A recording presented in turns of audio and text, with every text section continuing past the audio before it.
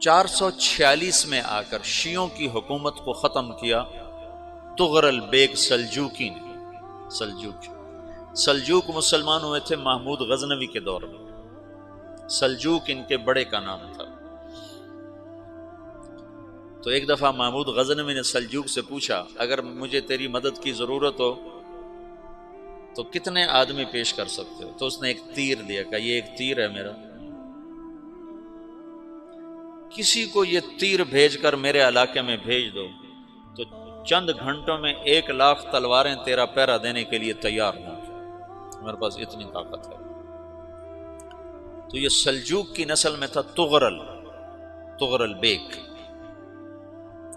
اللہ تعالیٰ نے جب عرب زوال کا شکار ہو گئے اور ضعف کا شکار ہو گئے، جیسے بڑھاپے کا کوئی علاج نہیں، جب قوموں پہ زوال آتا ہے تو اس کا بھی کوئی علاج نہیں، پھر اور قوم کو جگہ ملتی ہے۔ جیسے بڑھاپا ایک فرد پہ آتا ہے، ایسے بڑھاپا قوم پہ آتا ہے۔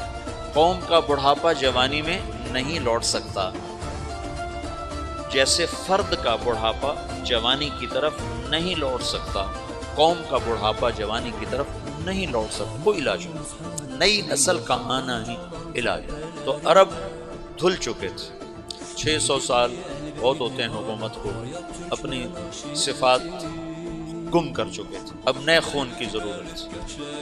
تغرل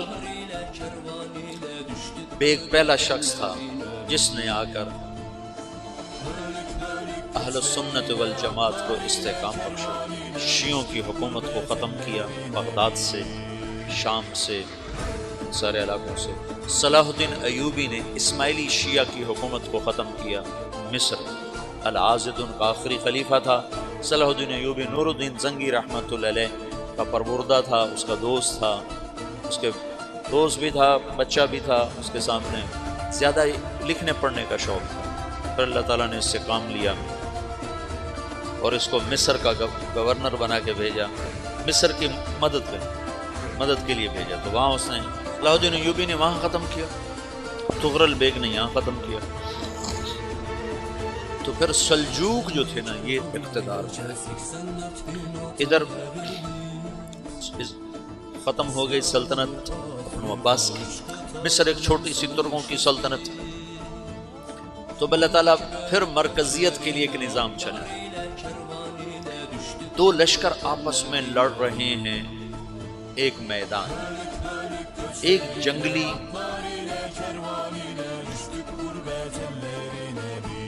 بدوؤں کا قافلہ، جنگل کے لوگ اپنے قبیلے کو لے کر، ایک جنگلی قبیلہ اپنے سردار کے ساتھ نقل مکانی کر رہا ہے ایک جگہ سے دوسری جگہ۔ اللہ کا نظام کہ یہ لوگ چلتے چلتے چلتے اس وادی میں پہنچ گئے جہاں جنگ ہو رہی ہے، دو لشکر آپس میں لڑ رہے ہیں۔ جب یہ وہاں پہنچتے ہیں تو ایک لشکر کے قدم اکھڑ رہے ہیں اور دوسرا غالب آ رہا ہے۔ ان کو نہیں پتا شکست کھانے والے کون ہیں اور فتح پانے والے کون ہیں، ان کو نہیں پتا۔ اس جنگلی قبیلے کے سردار کا نام بھی تغرل ہے، تغرل۔ تو یہ سردار کہتا ہے جو شکست کھا رہے ہیں ان کی مدد کرو، کچھ پتہ نہیں کون ہے، کہتا جو شکست کھا رہے ہیں ان کی مدد کرو۔ تو 400 وحشی جنگلیوں نے فاتح لشکر کے پیچھے حملہ کر دیا۔ تو ایک کافی ہوتا تو 400 دوڑ جب تلواریں پڑیں تو چند لمحوں میں نقشہ بدل گیا، بھاگنے والے جم گئے اور جمنے والے بھاگ پڑے۔ جب جنگ ختم ہوئی تو شکست خوردہ لشکر کے بادشاہ نے ان کو بلایا، اسے پوچھتا ہے مجھے جانتے ہو میں کون ہوں؟ کہا نہیں۔ کہا تو تم نے میری مدد کیوں کی؟ کہا انسانی ہمدردی کی وجہ سے، تمہیں شکست ہو رہی تھی اس لیے تمہاری مدد کی۔ اور اس نے اپنا تعارف کرایا، میں ہوں سلیمان سلجوکی، ترکی کا بادشاہ۔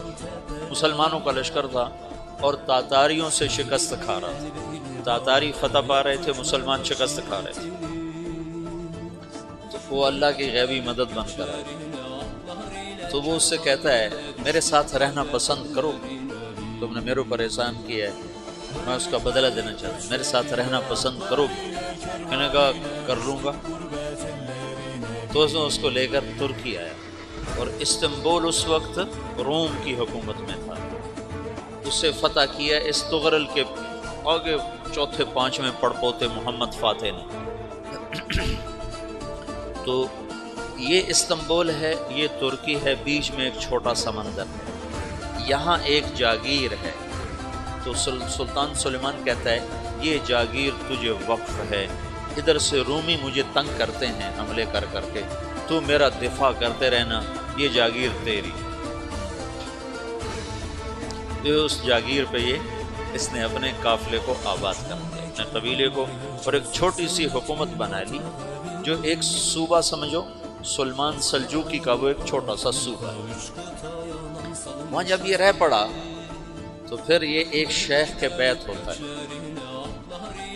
شیخ طریقہ، ان کے یہ بیعت ہونے جاتے ہیں، وہ اس کو رات اپنے پاس ٹھہراتے ہیں، تو ایک کمرے میں ان کو ان کا خادم ٹھہراتا ہے۔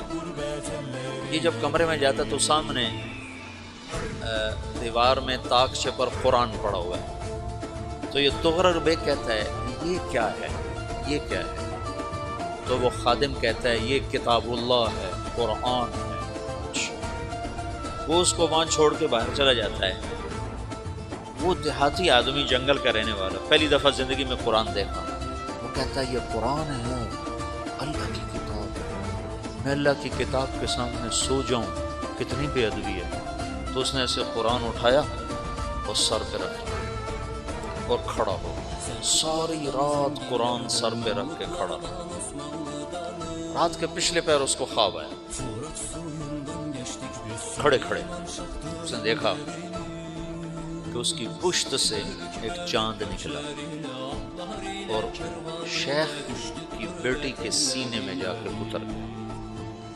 پھر اس لڑکی کے سینے سے ایک درخت نکلا جو پھیلتے پھیلتے پھیلتے 3 بر اعظم پہ چھا، افریقہ پر، یورپ پر، ایشیا۔